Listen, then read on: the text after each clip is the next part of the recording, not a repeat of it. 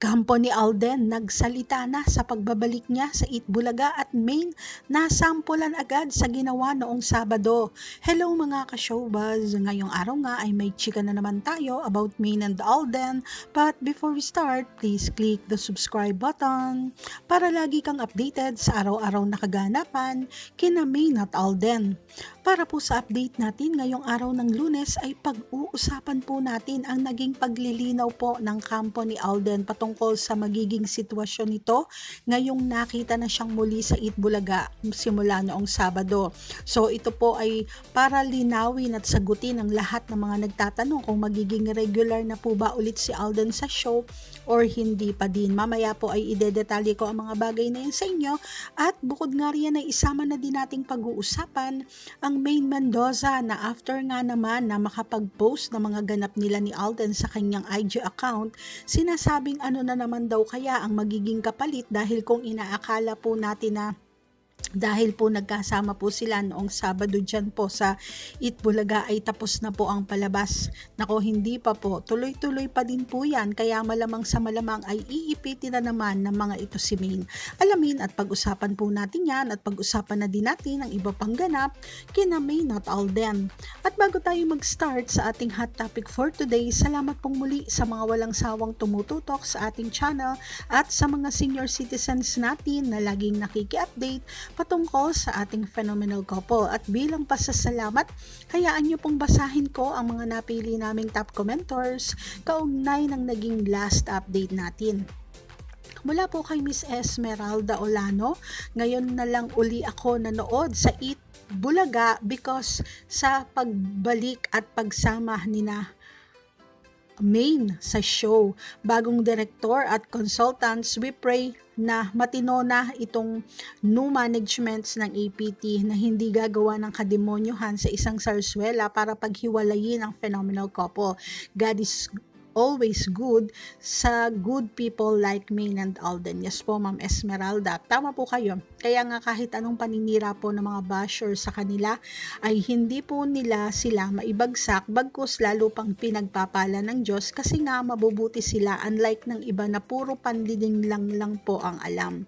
Wala po tayong magandang gawin kung hindi ang magdasal na sana nga po ay pumabor na sa ating ADN ang mangyayari sa bagong management ng Eat Bulaga. Sana napag-aralan na po nila ng husto ang tamang gawin para mas maging maayos ang show at ratings po nito. Salamat po, ingat po kayo and God bless. Mula naman po kay Nanay Meli Maningas, hello, Miss Showbuzz. Masaya din ako at nakabalik na si Alden sa Eat Bulaga. Walang nagbago sa kanilang dalawa. Sana lagi na sila pagsamahin at bigyan ng sariling segment sina Alden at Maine sa EB ng bagong direktor. Matupad sana yung sinabi niya, hindi siya mapipigilan na pagsamahin ang Alda. Pero ngayon, bakit wala si Alden? Tape ba ang Eat Bulaga ngayon? Thanks, Miss Showbuzz. God bless. Yes po, Nanay Meli, tape po ang Eat Bulaga ngayong araw. Kaya po wala pa si Alden. May taping din po si Maine today. And yes po, masaya-masaya po tayo sa muli nilang pagsasama at antayin po natin kung ano ang magiging desisyon ng bagong management para po sa kanilang dalawa. Basta ang importante po ngayon, anytime ay pwede na nating makita si Alden doon. Salamat po, ingat po kayo and God bless. Mula naman po kay Miss Lourdes Gabrilio, admin, salamat sa update kina Alden at Maine. Masaya ako nagbalik na si Alden kaso nag-aalangan ako sa dahil lahat ng nakapaligid sa kanilang dalawa, lalo na si Alan King Kong na kapal ng mukha niya, nasabi niya na Alden Richards ka lang at si MF nandyan yung sabi niya nagtagal ang ibinawala ang Alda, 42 years nang wala ang Alda, but pati ang si King Cobra na sabi niya kay Alden hindi na namin kailangan, nandito naman kami. Yan ang sabi ng mga nakapaligid kina Alden at Maine. O anong nangyari? Nilamon nyo lahat ng mga pinagsasabi nyo kay Alden, lalo na si King Cobra. Ano ngayon? Kailangan nyo din pala si Alden dahil lubog na kayo ngayon. Binigyan nyo ng appointment si Alden. Pinapasok para sagipin kayo, wala na kayong viewers at mga TVC at commercial, di ba? Baba ng ratings ng EB. Aminin nyo man o hindi, Aldab lang malakas yan ang totoo, kaya pinagsama nyo na naman si Alden at Maine. Kaya tigilan nyo na ang sarsuela, karma na kayo, hindi nyo mabubuwag ang Aldab. Yan ang totoo, basta Aldab lang malakas. Salamat sa update, admin. God bless. Yes po, Ma'am Lourdes. Hayaan na po natin yung mga trader kay Maine at Alden. Sino lang din ba po ang napahiya sa mga binitawan nilang salita? Eh di sila din po mismo. Sila lang ang lumabas na katawa-tawa dahil nasupalpal sila ng mismong mga salita nila. Basta pray lang po tayo na maging tuloy-tuloy na po ang pag-ayos ng sitwasyon, lalo na po dyan sa Itbulaga. Salamat po, ingat po kayo and God bless. Maraming salamat po, Ma'am Esmeralda, Ma'am Melly at Ma'am Lourdes sa inyo pong mga comments at sa lahat po ng ating mga commentors. Maraming salamat din po sa patuloy na pagsuporta kina Maine at Alden.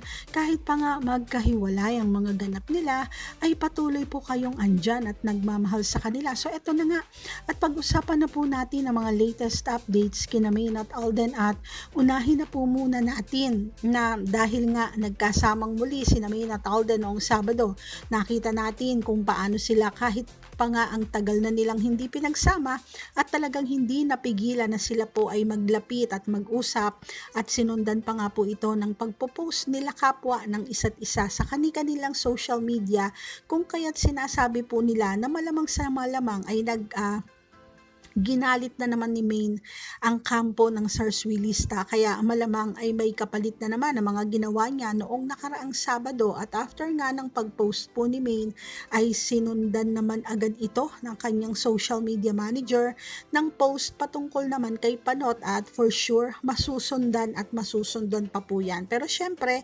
gaya ng dating deadma lang po tayo dahil alam naman natin ang gawain nila na yan, pagtatakpan ng pamemeke ng fake news, yung totoong ganap kina Maine at Alden.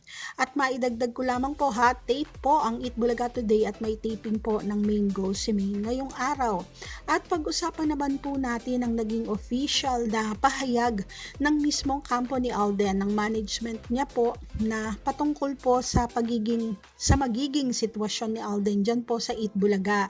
Dahil mula nga kasi noong napanood siya noong Sabado, hanggang ngayon ay hindi pa rin po malinaw sa atin kung magiging mainstay na ba ulit siya doon po sa show. At ayon nga po sa management nito na ngayon ay sa ngayon daw po ay hindi pa raw po natin araw-araw na makikita or mapapanood si Alden doon. Pero ang tiyak, basta wala daw po siyang ibang commitments, walang taping at shoot, at hindi po siya busy, ay pwede nating makita si Alden sa show. So tama lang po yung sinabi ko sa inyo sa huling update ko na basta may free time si Alden at wala siyang ibang trabaho, ay makikita po natin siya sa Itbulaga. At least mas okay na po sa atin yon, dahil ibig lang sabihin yan ay legal na po talaga ulit si Alden doon. Gusto ng bagong management na ando doon po siya, at anytime na gustuhin niya ay pwede po siyang magpunta roon. Hindi po kagaya noong dati na kahit naman libre po siya at hindi siya busy, ano po ang sinasabi sa atin ng dating management ng APT, di nila mabigyan ng sked kasi busy daw po itong si Alden. Yun pala ay talagang ayaw lang nilang bigyan ng schedule para lang tuluyang mailayo kay Maine. At kaugnay niyan ay may naging pahayag po na din po itong bagong pamunuan ng Itbulaga about po sa magiging relaunching ng show ngayong darating na April.